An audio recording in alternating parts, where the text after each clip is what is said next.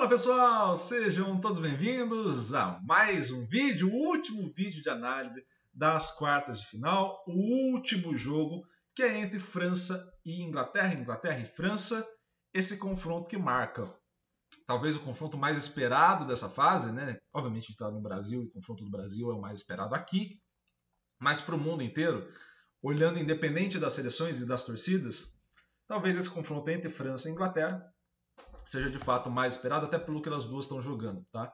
Então, assim, vamos entender mais sobre as demandas do jogo, sobre o jogo, como ele deve fluir e, é claro, colocar os destaques de cada uma das equipes aqui também para vocês. Estão gostando dos vídeos de análise? Estão gostando dos vídeos na Copa do Mundo? Vou pedir para vocês, obviamente, que vocês deixem o like de vocês, compartilhem esse vídeo com o máximo possível de gente. Isso ajuda demais o canal a crescer e eu conto com a torcida, com o apoio e com a divulgação de vocês. E, é claro, vou pedir para vocês se inscreverem no canal e ativarem o sininho para receber todas as notificações. Feito tudo isso, último pedido, deixa teu comentário aqui embaixo, que é muito importante para a gente, justamente porque nesses comentários a gente pode interagir e, de fato, formar uma comunidade. De fato, trocar uma ideia sobre futebol, e isso depende muito da tua interação aqui. Então, coloca a tua opinião, tua crítica, tua sugestão, tudo isso é sempre muito bem-vindo aqui no NS Soccer, combinado? Então, a gente vai para a vinheta e na volta, mais Inglaterra, mais França, mais Copa do Mundo, mais quartas de finais, tudo isso aqui no NS Soccer.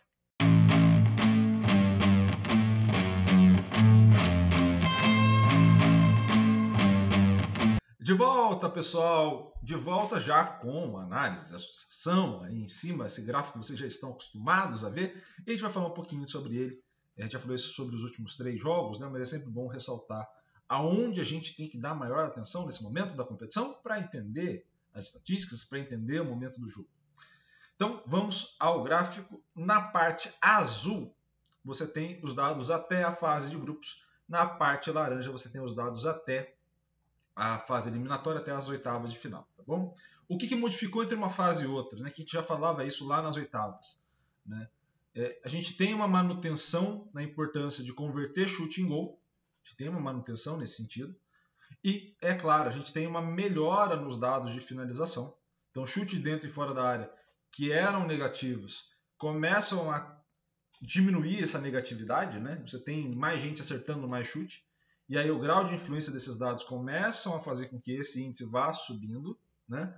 Assim como você tem uma queda da importância de passe, e também uma alta importância, para além dos passes, né, de converter passe em chute. Então, essa conversão também é importante, mas agora o mais importante é converter chute em gol. Tá?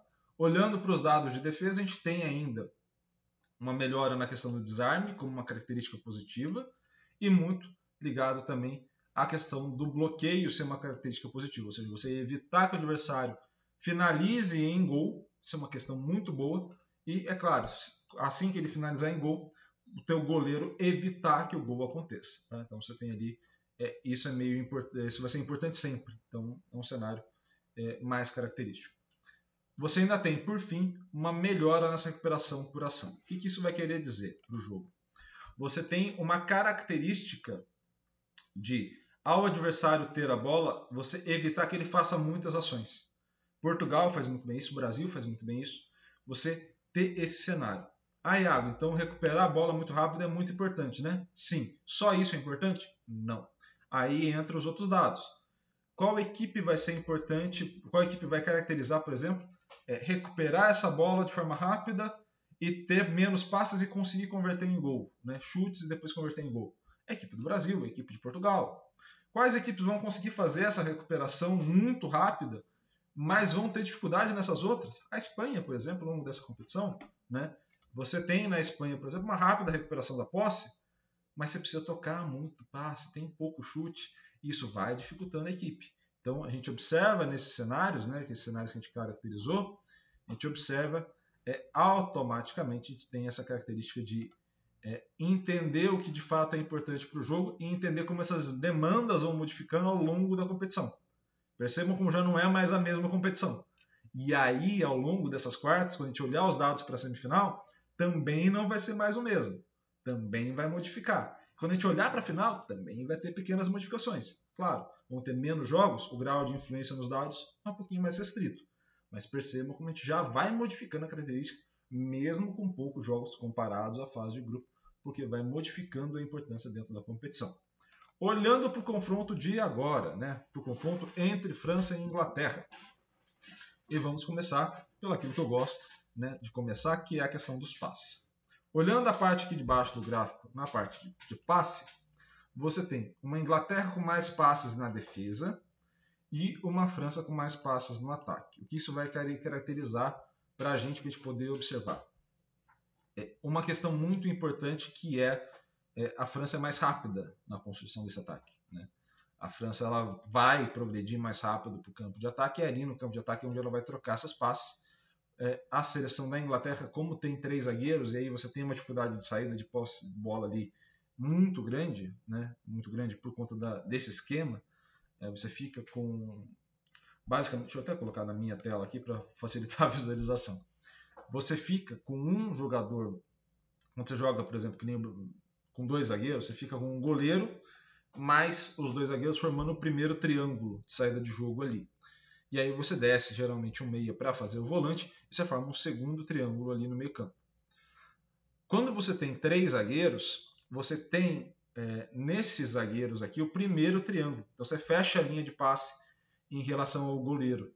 Então você começa essa construção aqui nessa parte.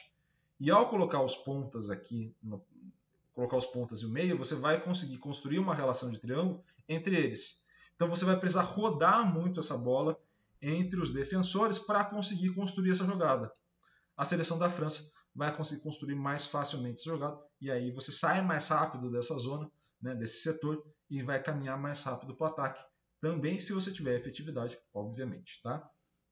Além disso, a França tem se destacado também na parte defensiva, então ela recupera muito bem essa posse, recupera muito rápido essa posse. Assim, percebo como as duas se recuperam rápido, mas a equipe da França recupera um pouco mais rápido, principalmente por conta do desarme e interceptação, e a Inglaterra sofre um pouco mais, mas também é efetivo na questão do bloqueio para chute. Então, a gente olhando para a fase de defesa, a Inglaterra e a França vão recuperar muitas vezes essa bola, ou seja, vai ser um jogo bem equilibrado mesmo, a tendência é essa, mas a Inglaterra, mesmo sofrendo chutes, ainda bloqueia muito bem, tá? Tem uma relação de bloqueio muito boa.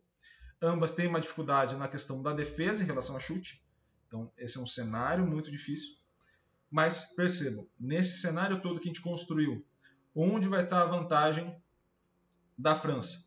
Na conversão do chute, do passe em chute e da alta taxa de finalização.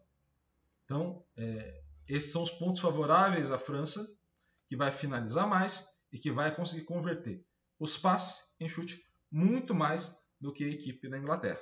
Onde que a Inglaterra tem a vantagem? A Inglaterra converte mais os chutes em gols. Então, assim, a Inglaterra tem uma taxa de conversão muito maior do que a da França e muito maior do que a grande parte das equipes da Copa do Mundo. Talvez, se não me falha a memória, acho que só a Holanda tem uma taxa de conversão maior do que a Inglaterra. Né? A Holanda bate ali o 100% do gráfico ali, a Inglaterra fica aqui em 90% nos dados normalizados. Tá? Então, o topo fica com 100% e depois você vai caindo os dados de acordo com esse topo, né, que você bateu. Nesse cenário, o que a gente pode imaginar do jogo, né, dessa característica do jogo que a gente vai ter? A gente pode imaginar um jogo muito equilibrado, onde você consiga observar duas equipes jogando no mais alto nível, duas equipes que encaixam os modelos de jogo num jogo que vai ficar de troca de posse. Então, não imagino que vá ter uma equipe abdicando da posse, mas você vai ter alternâncias ao longo do jogo. Então, uma equipe começa mais em posse, troca para outra equipe começa mais em posse, troca para outra equipe, e aí vai indo. Nessas trocas, a gente vai ver como vai funcionar essas modificações de características, seja de uma equipe de transição mais rápida, ou até mesmo da equipe que vai ter que manter essa posse da bola e jogar nos espaços, né, explorando os espaços entre as linhas. E aí, obviamente, as características dos principais jogadores de ataque vão ser determinantes. Quem eu apostaria que fosse mais provável a vitória? Nesses dois cenários, a Inglaterra. Tá? Dentro do que a gente falou, a Inglaterra leva um ligeiro favoritismo, mas muito pouco favoritismo. Tá? É o confronto de fato mais equilibrado. E qual é o ponto que eu estou falando? Que por mais que ela converta muito, né, e aí eu considero que aqui está o favoritismo dela, né, de ter uma alta taxa de conversão, a França finaliza muito mais. Ou seja, ela consegue gerar situações de finalização que, por mais que ela não converta tanto, ela ainda converte. Então, assim, pode ser um jogo onde a França precise finalizar muito mais do que a Inglaterra para converter, mas ela conseguiria. Então, acho que vai ser no detalhe, mas entre um e outro, para não ficar em cima do muro, eu apontaria de início a Inglaterra. Tá? Óbvio, sair um gol da França logo de começo, modifica todo esse cenário. Né? A Inglaterra vai ter que ficar com mais posse, vai ter que atacar um pouco mais, e você está modificando todo o cenário. Mas de ponto de partida, a Inglaterra eu ainda acho que tem um ligeiro favoritismo, mas muito pouco. Talvez dos confrontos aí, né, que a gente observou ao longo dos vídeos, né, a gente observou Brasil e Croácia, Brasil com mais favoritismo, a gente observou Argentina e Holanda, Holanda com mais favoritismo, a gente observou Marrocos e Portugal com mais favoritismo. Nesse confronto é o mais parelho entre todos. E é óbvio, as coisas podem modificar, mas vão modificar a partir do cenário rápido. Então, assim, um gol logo de começo modifica esse cenário inicial. Tá? E, é claro, a gente vai curtir os destaques dessas equipes. A gente já colocou o Mbappé diversas vezes como destaque da França. Para dar uma variada também, é necessário a gente falar da Copa do Mundo que faz o Dembélé. Dembélé que viveu uma fase muito complicada no Barcelona, né? Ao longo das últimas temporadas, né? Como todos os jogadores do Barcelona, mas pela expectativa que se tinha dele, muito maior, né? essa complicação. E o Dembélé é um jogador muito bom, jogador que tem feito uma Copa muito boa. Ele dá um balanço para o ataque da França que é necessário, né? Senão você fica muito penso para um lado só, né? Quando você tem um jogador. Isso a gente pode observar, por exemplo, quando a gente fala da equipe de Marrocos, né? De ter o Ziyech e só o Hakimi ali, só os dois ali criando, você fica uma propensão aí para o lado direito, e a gente poderia ter isso na seleção da França, com uma propensão a todos os ataques irem para o Mbappé, né? Mas quando você tem um jogador das características e qualidades do Dembélé, faz com que isso fique mais equilibrado. Você explore as laterais de maneira mais equilibrada. Claro, entre o Mbappé e o Dembélé vai ter menos atuações que o Mbappé. Mas mesmo assim você tem ali um desafogo muito legal e você ainda tem uma característica muito boa dele na questão do drible. Então, olhando para a relação com a bola diretamente, quando a bola está no pé, você tem uma questão do drible muito importante, né?